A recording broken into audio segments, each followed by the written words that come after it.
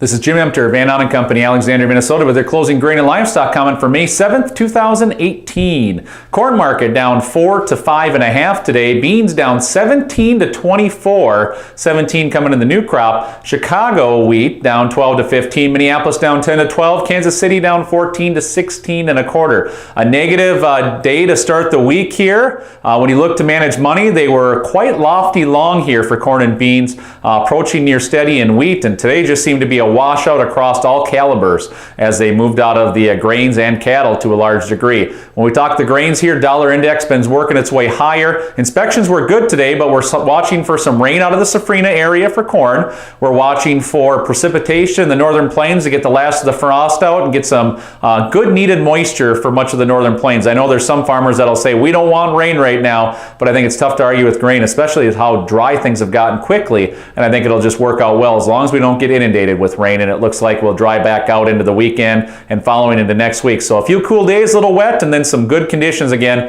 heading into next week is a forecast. Market reacting as a net result. Also some forecasted rains for Russia, Ukraine. We talked about the Safrina corn potentially getting some rain. So just a change in forecast for many areas that allowed for a negative approach to the markets. When you look to the cattle today, feeder cattle down 2 to 277.5. So from 2 to 277.5. Live cattle down 87.5 to 175. Hog market down $1 in the fronts, up 50 in the back. So really a range of trade there. Once again, I think the cooler weather here for the next 5 days, a little bit of catalyst, also improved conditions, some rain for a little bit of winter wheat country that helps along for grazing, and just kind of dynamic around cattle where it seemed to be risk off after what was a steady week last week, and now it's a matter of just kind of finding foundation or traction. We really see cattle as a bend, but don't break too far. We see some supportive stats here as we work ahead that'll keep cattle higher into summer, but no question a pullback here in the near term. Hog market on the other hand though, down $1 in the front, up in the backs.